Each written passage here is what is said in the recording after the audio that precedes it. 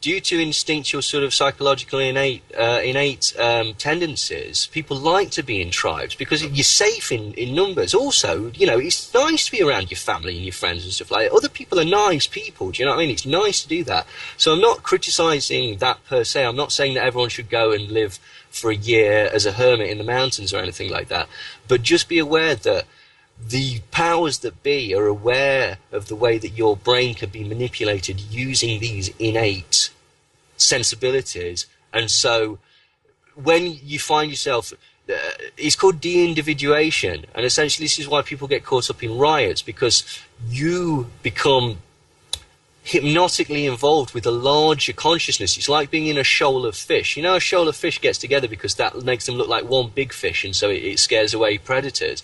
It's a similar psychological process, and what happens is you basically come to take on the manifestation of the group, and also because you are in a large group, responsibility goes out the window. So if somebody starts kicking in the doors of Fortnum and Mason, you go, oh, well, there's lots of us, come on, let's all do it. And so this is how basically, agent provocateurs, this is how people are coerced. Like, now we've got more teenagers with criminal records for pinching flat screen TVs than ever before, because of the coercion of the riots, which was also a contrived event to make people frightened and to make people sort of clamour for more police, more this, more powers.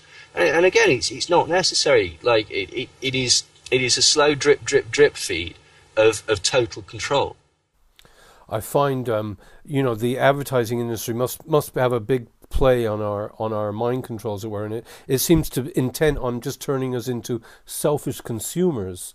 Absolutely, because there's a schism. I mean, most people have noticed this, even as like Jung and Freud noticed this. There is a schism between your ego and the superego, or your id and the superego. So basically there's what you want to be as a whole person, and there's the controlling influence of society. And so this causes a natural schism in human behavior. Now what advertisers do is they tell you, you're feeling kind of bad, aren't you? Something's not quite right. You know what would make that feel better? Stuff. Our stuff. Buy our stuff.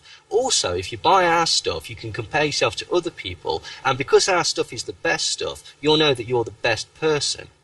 There's another thing as well. Basically, like, psychologically, gossip and any information that could lead to the success in a social strata is really, really important. Like, in experiments, chimpanzees will basically go without food, and instead they will look at a picture of the alpha male of the tribe, and in some occasions they'll be taken to the point where they nearly starve to death because they'd sooner look at this picture. It's not because they're stupid, or it's not because they're in love with or they have any sexual attraction to it. It's because they can examine this person and they can glean really valuable social information. It's like, if I can be like him a bit, then I can be like him.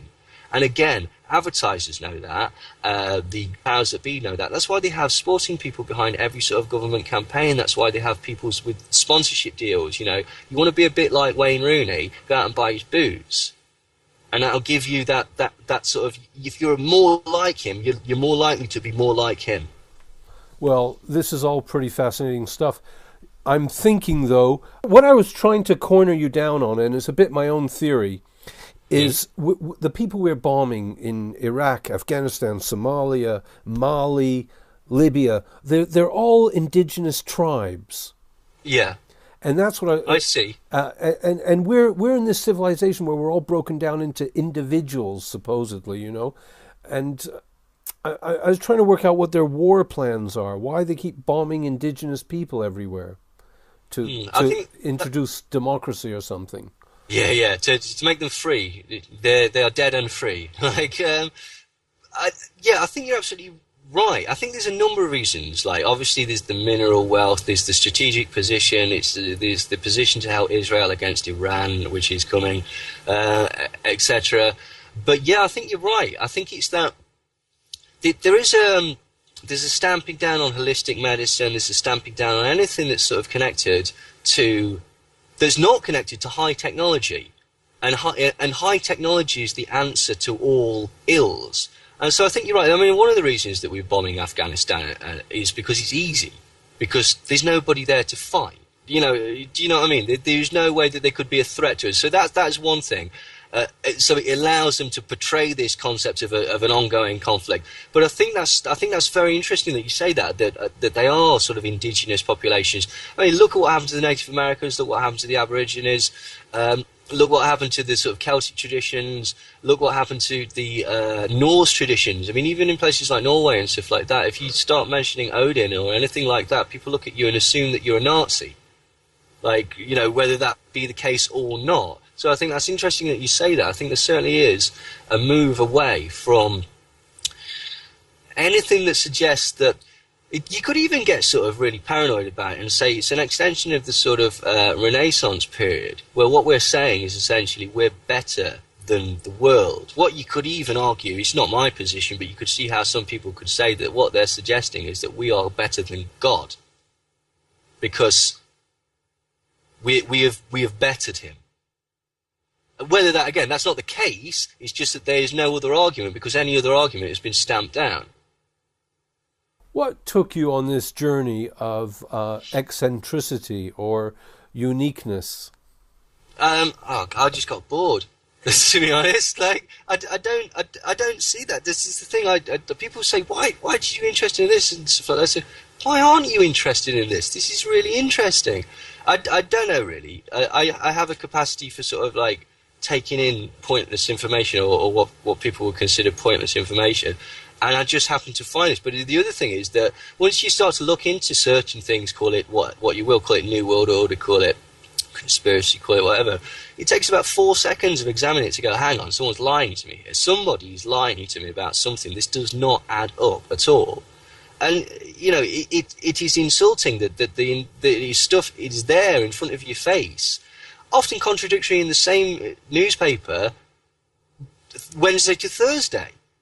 And I basically just got fed up with it. I've always been a bit like that, and sort of actually, no, that's not true, is it? Come on, like, or prove it to me, or whatever. But yeah, I just sort of, I really sort of just was always interested in the mind control, and the mind control seemed like a good element to sort of focus on because it is so broad. It's not just Manchurian candidates. It's not just assassins. It's not just sending kids into schools with assault rifles. It is advertising. It's perception management. Everything. People don't realise that everything's important. You know, when you're not at work, what you're doing, right? That's your leisure time. Your leisure time's got to be controlled. They've got to control the bands. They've got to control what you're listening to. They've got to control the output. They've got to basically kill any musicians that say anything that's out of line, like Pete Tosh or Bob Marley or anybody like that. They've got to destroy the careers of any comedians like Cat Williams that start speaking out. They've got to destroy the careers of any movie stars that start looking out, like Sal Mineo was murdered, and David Carradine was murdered recently as well. And this is what they do, and you start to notice it to the point where it's like, well, how can you not respond to that? Because frankly, I'm not that interested in football. I don't follow football, so I'm not interested in that. I'm not interested in fashion, as you can see. So there's not that many things. These things aren't grabbing me. When everyone else is talking about sport and stuff like that, I'm not that interested in it. It's bread and circuses. It's a load of silly men dressed in uniforms kicking a ball about. Don't doubt the skill. Do you know what I mean? Like, okay, and each to their own. But it's not my cup of tea. So I've got my Saturdays free.